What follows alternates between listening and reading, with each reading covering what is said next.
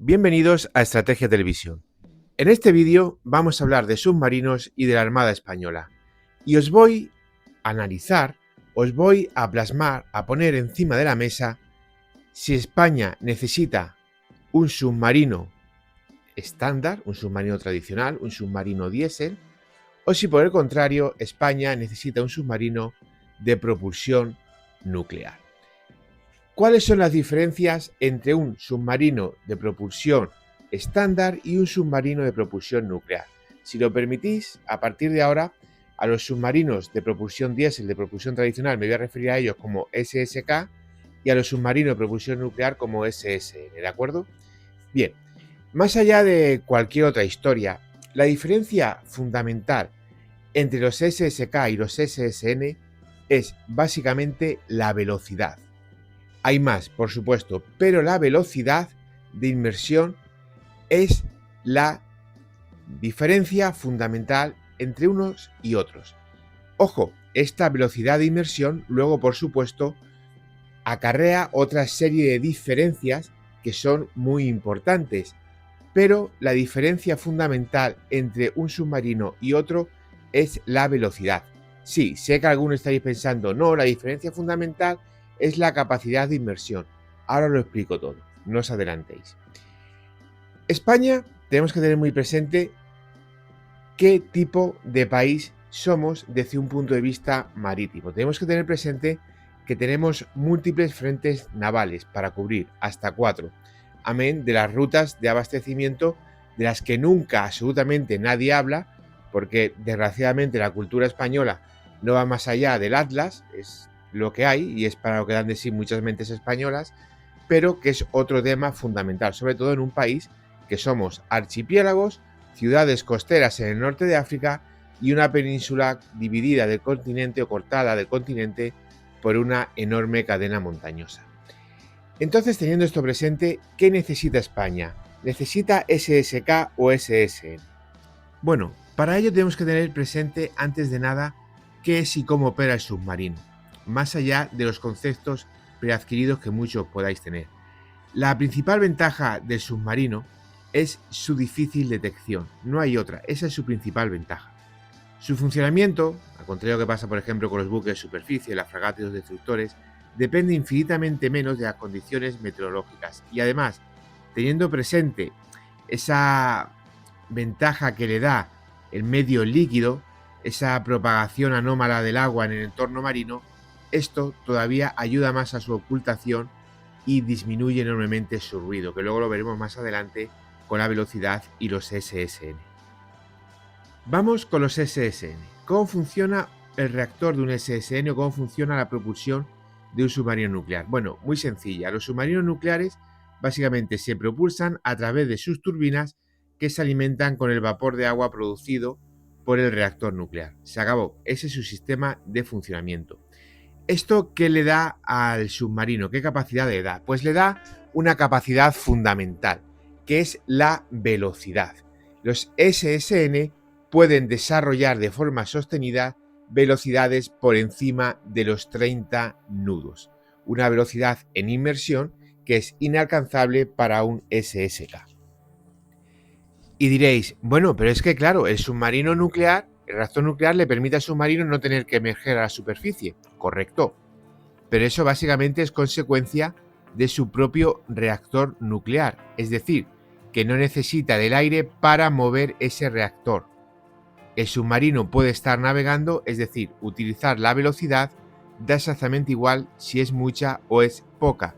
De hecho, el propio aire del submarino, el propio oxígeno interior, se obtiene a través de un generador de oxígeno. Así es como se renueva el aire dentro de un submarino.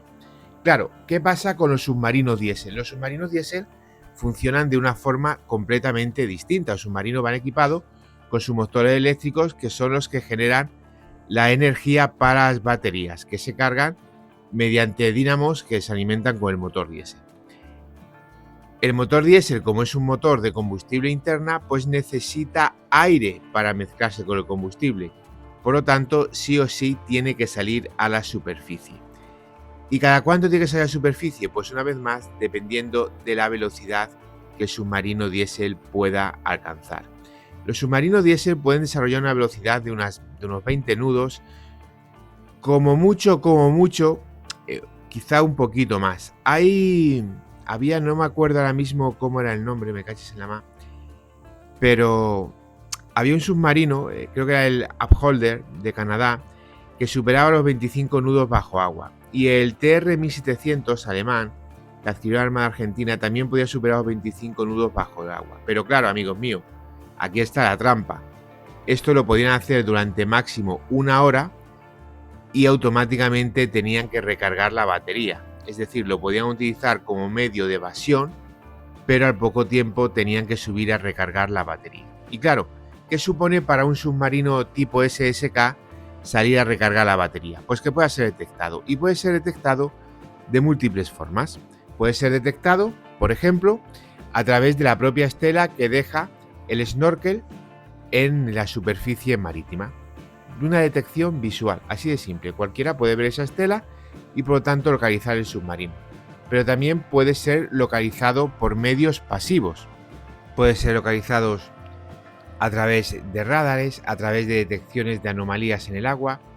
Cuando el submarino SSK necesita recargar sus baterías, en ese momento el SSK está prácticamente muerto y lo mejor que puede hacer es rezar para que no le descubran, porque como le descubran le va a caer la de Dios Padre y muy Señor mío. Esta es la realidad. Claro, ¿cuándo tienen que salir los SSK a superficie? Bueno, los SSK a superficie tienen que salir cuando agotan sus baterías. ¿Y cuándo agotan sus baterías? Pues volvemos a lo mismo, en función de la velocidad alcanzada. Si un SSK para huir de un enemigo, para huir de un ataque o simplemente para ocultarse necesita aumentar su velocidad, está consumiendo batería. Y si está consumiendo batería la está agotando y por lo tanto, haciendo una comparación por ejemplo, con un móvil, cuando usas mucho el móvil, agota la batería y tienes que recargarle. Al SSK le pasa lo mismo. Tiene que salir a la superficie para recargar. Bien es cierto que los sistemas AIP, aunque hay otros, pero los sistemas AIP, que básicamente lo que significa IP son siglas en inglés de propulsión aérea por aire, propulsión independiente por aire, perdón. Entonces, en este aspecto, lo que se ha conseguido es que puedan permanecer más tiempo, es decir, aumentar la autonomía del submarino como norma general entre 2 y 3 semanas, pero también tienen que salir a recargar las baterías. Se ha aumentado el tiempo, es decir, es una mejora importante, pero también tienen que salir a recargar las baterías. Esto con el SSN no sucede. El SSN puede desarrollar grandes distancias, pero como el propio reactor nuclear va a generar siempre infinita más energía de la que va a necesitar esa turbina de vapor para funcionar, puede hacer literalmente lo que le dé la real gana. Se puede poner a 30 nudos y luego bajar a 20 nudos y quedarse tan tranquilo.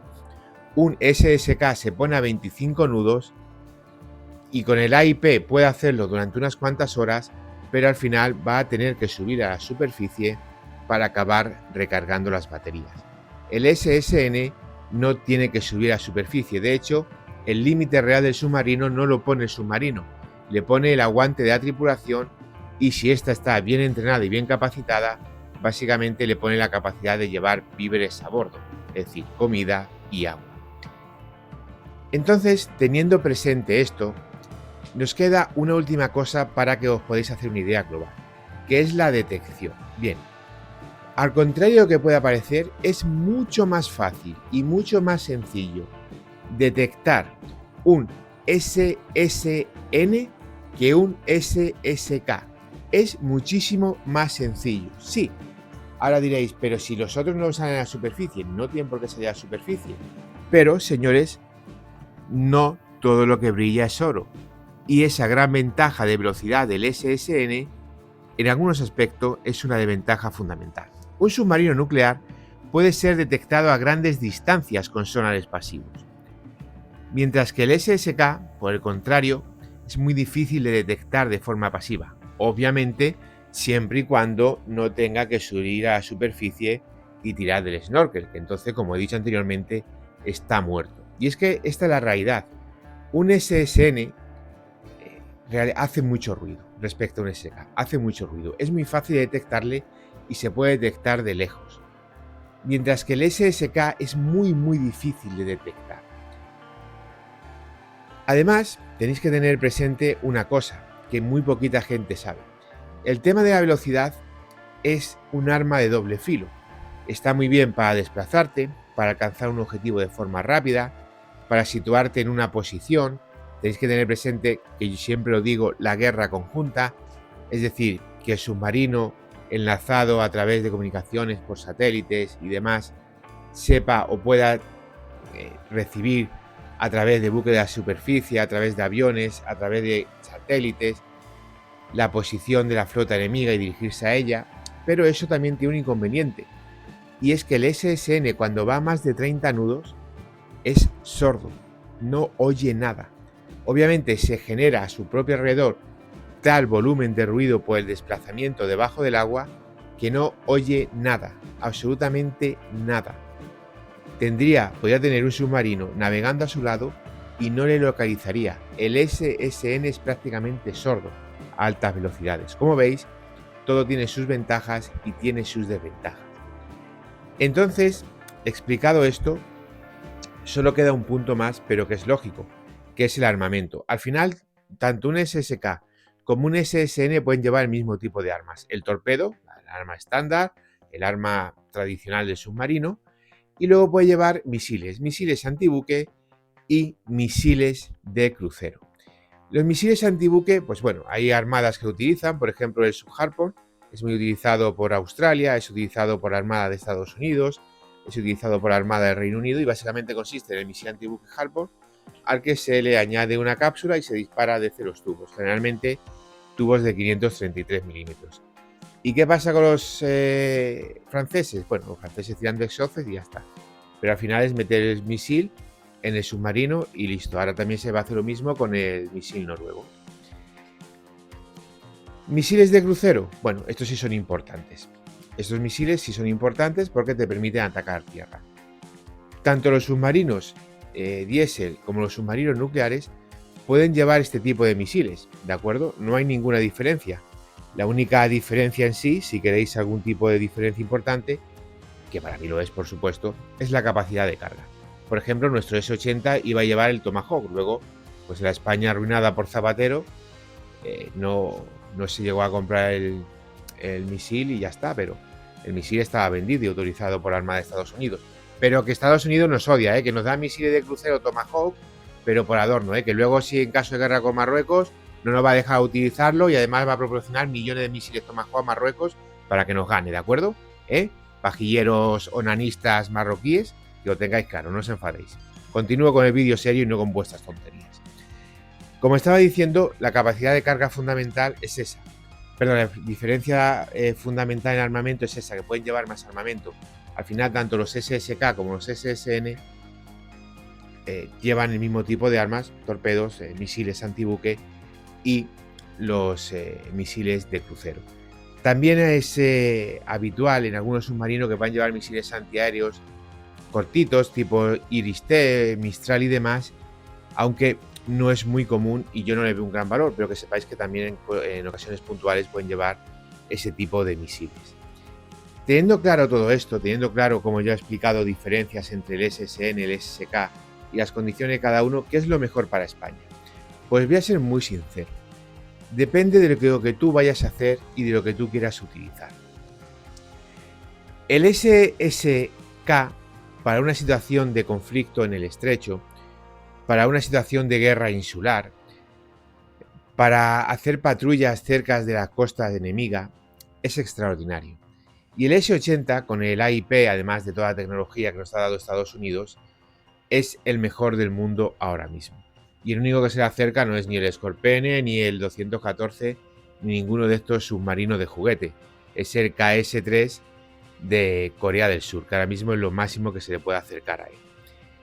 En la clase Taigei de Japón no la conozco muy bien.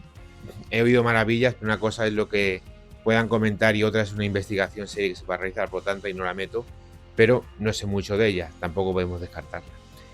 En este caso, el S-80 para ese tipo de guerra, para una guerra cercana a las costas, para una guerra en el estrecho, incluso en la zona del Mediterráneo, en la mayoría de la zona del Mediterráneo, sería bastante interesante y bastante lógico y bastante bueno.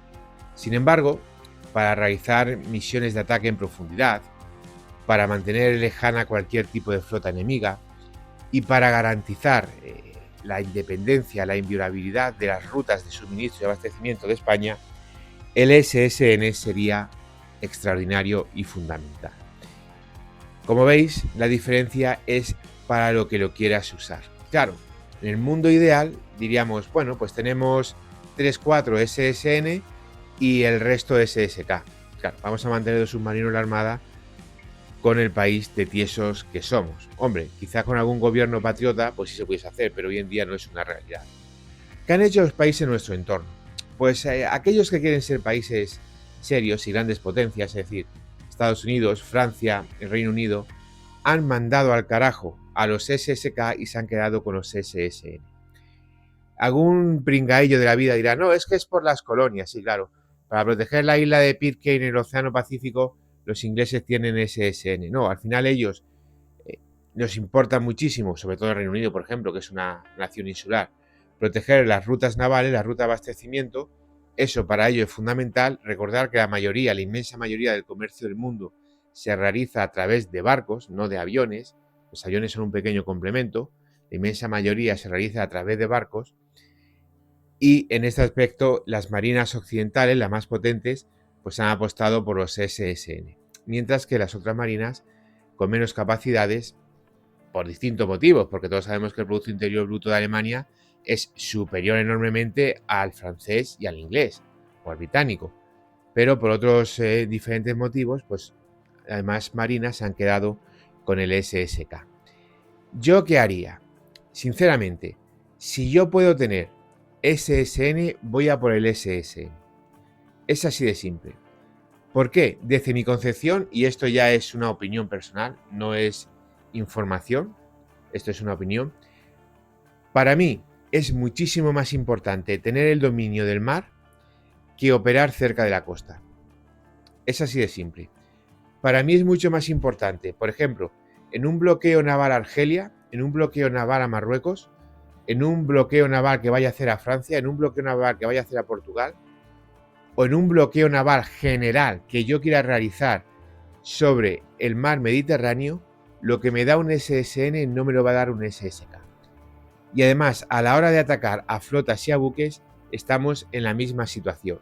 Esa capacidad de velocidad que te genera recursos ilimitados, como por ejemplo el tema de la autonomía y el tema de no tener que salir a recargar las baterías a través del uso del aire, esas capacidades de combate para mí prevalecen mucho más que el sigilo que te da el SSK y por lo tanto gracias a ese sigilo las condiciones ideales para operar cerca de las costas.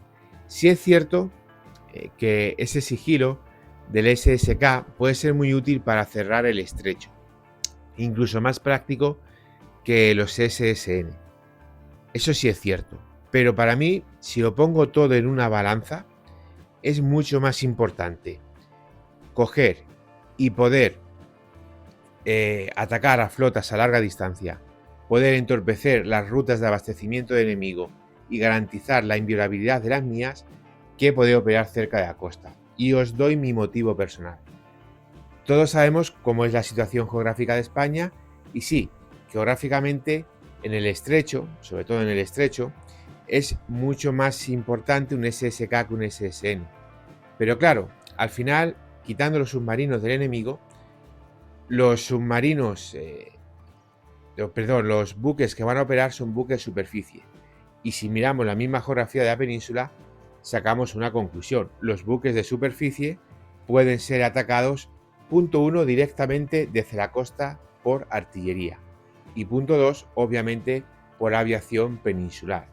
Por lo tanto, la aviación peninsular, tanto en la península como a Baleares, y Canarias desde la propia aviación en Canarias. Por lo tanto, para mí, a la hora de poner una balanza, lo poquito que perdería en el control del estrecho o la desventaja que podría tener por respecto al sigilo en el control del estrecho me lo garantiza la aviación, mientras que lo que es atacar flotas, hacer grandes operaciones navales, la propia coordinación, la propia utilización combinada de las fuerzas, para utilizar el SSK como ese ariete que entre dentro de la flota enemiga. Y por supuesto, la patrulla de largo alcance, la protección de las rutas comerciales propias, la destrucción de las rutas comerciales y abastecimiento marítimas del enemigo, que vuelva a repetir, para todos y cada uno de los países del mundo, Andorra y Liechtenstein, claro. La principal fuente de suministro es por vía marítima. Todo esto para mí es muchísimo más importante que el sigilo, que es fundamental, en este caso en determinadas zonas costeras y del estrecho. Simplemente, desde mi punto de vista, pesa más en la balanza la parte que yo defiendo que la parte donde el SK es realmente bueno. Pero vuelvo a repetir que es mi opinión. Puede venir otra persona y decir que prefiere el sigilo de SK para operar en el estrecho, pues me parece muy bien. Desde mi punto de vista sería un error centrarte en el estrecho, mirarte al ombligo y no ser capaz de mirar en todo tu entorno, incluido la calle donde vives, incluido el barrio o el pueblo donde habitas. Gracias por ver el vídeo, es un honor informaros de la realidad. No dudéis en dejarme vuestras opiniones y nos vemos en el siguiente análisis estratégico.